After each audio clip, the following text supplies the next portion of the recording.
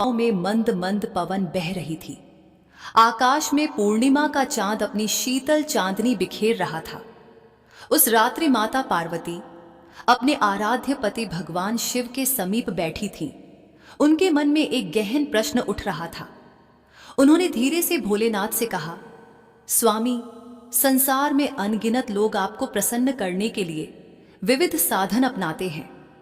कोई मंत्र जप करता है, कोई यज्ञ हवन करता है, कोई कठोर तप करता है, तो कोई आपके चरणों में जल, दूध और बिल्वपत्र चढ़ाता है।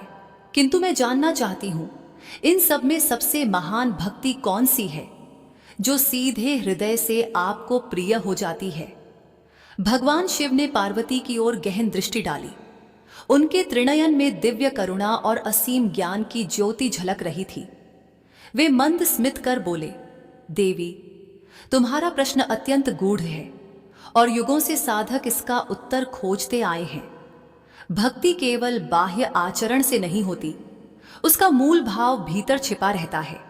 आज मैं तुम्हें एक प्राचीन कथा सुनाऊंगा, जिससे यह स्पष्ट हो जाएगा कि सबसे बड़ी भक्ति कौन सी है। इतना कहकर महादेव ने अपनी जटाओं को हल्का सा झटका और एक दिव्य दृश्य प्रकट कर दिया। पार्वती को लगा जैसे वे समय के प्रवाह में पीछे लौट रही हों। सामने एक प्राचीन नगर और उसमें रहने वाला एक साधारण किसान दिखाई दिया, जो दिन रात कठिन परिश्रम करता था, पर हर कार्य से पहले शिव नाम का स्मरण अवश्य करता था। भगवान शिव ने कहा, देवी, इस किसान की कथा से तुम समझ पाओगी कि भक्ति का असली स्वरूप क्या है।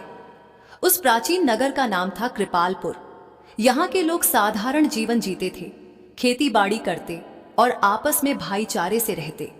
उसी नगर में एक किसान रहता था, जिसका नाम था धनंजय। उसका घर कच्ची मिट्टी का बना हुआ था, जिसमें उसकी पत्नी गौरी और 2 छोटे बच्चे रहते थे। धनंजय का जीवन साधारण था, न कोई बड़ा धन संपत्ति, न वैभव, न कोई विशेष विद्वता, किंतु उसमें एक विशेषता थी। हर काम की शुरुआत वह ओम नमः शिवाय कहकर करता और हर सांस में भगवान शिव का स्मरण करता। सुबह होते ही वह सबसे पहले अपनी गौशाला में जाता, गाय का माथा सहलाकर कहता, भोलेनाथ का आशीर्वाद है कि ये गाय मुझे दूध देती है। खेत में हल चलाते समय भी वह अपने बैल को थपथपाकर कहता, ये भी महादेव के रूप हैं, जो मेरे लिए धरती को जोत रहे हैं। उसकी पत्नी अक्सर मुस्कुराकर कहती, तुम तो हर जगह शिवजी को देख लेते हो, कभी बच्चों में, कभी जानवरों में, कभी पड़ोसियों में।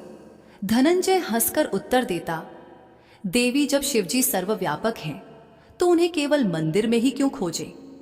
जो भोजन हम खाते हैं, जो जल हम पीते हैं, जो लोग हमारे आसपास हैं, सब उन्हीं के अंश हैं। नगर के अन्य लोग उसे साधारण और कभी कभी मूर्ख भी मान लेते। कहते, यह किसान बहुत भोला है, न पढ़ा लिखा, न कोई बड़ा पूजा पाठ जानता, बस हर समय शिव शिव करता रहता है। किंतु देवताओं की दृष्टि में धनंजय की यह भक्ति अनोखी थी। वह न तो शास्त्रों के कठिन मंत्र जानता था, न हवन कुंड में आहुति देता, न किसी बड़े यज्ञ का आयोजन करता। उसकी भक्ति का आधार केवल निर्मल हृदय और निस्वार्थ सेवा थी। एक दिन नगर में शिवरात्रि का पर्व आया। नगरवासी सब मिलकर मंदिर में भव्य आयोजन करने लगे। कहीं ढोल नगाड़े बज रहे थे, कहीं लोग दूध दही बिल्वपत्र एकत्र कर रहे थे। बड़े बड़े पंडित और व्यापारी आकर अपनी हैसियत के अनुसार चढ़ावा चढ़ाने लगे। मंदिर में सोने चांदी के आभूषण तक अर्पित किए गए। धनंजय के पास तो इतना कुछ नहीं था। उसने सोचा, मेरे पास तो बस यह थोड़ी सी खेती और घर में रखा दूध है, मैं इससे बढ़कर क्या चढ़ा सकता हूं भोलेनाथ को। उस रात उसने मन में निश्चय किया। वह अपने खेत में गया, वहां से सबसे सुंदर और ताजा अन्न के दाने चुने, अपनी गाय का दूध निकाला और एक मिट्टी के घड़े में भर लिया। रास्ते में चलते हुए उसने मन ही मन बार बार ओम नमः शिवाय का जप किया। मंदिर पहुंचा तो वहां भारी भीड़ थी।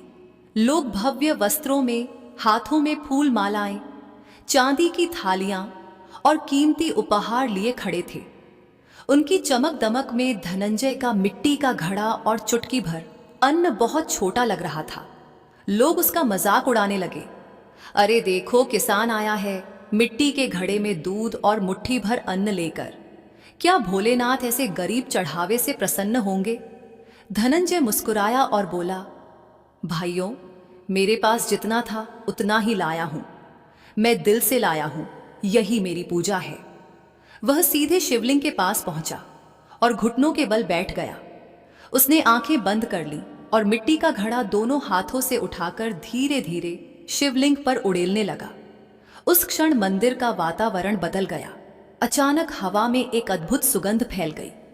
घंटों की ध्वनि अपने आप गूंजने लगी और लोगों को लगा जैसे स्वयं महादेव शिवलिंग से प्रसन्न होकर मुस्कुरा रहे हों। पंडितों और धनी लोगों ने आश्चर्य से देखा कि उनके सोने चांदी के चढ़ावे फीके पड़ गए, किंतु उस मिट्टी के घड़े का दूध दिव्य प्रकाश में बदल गया।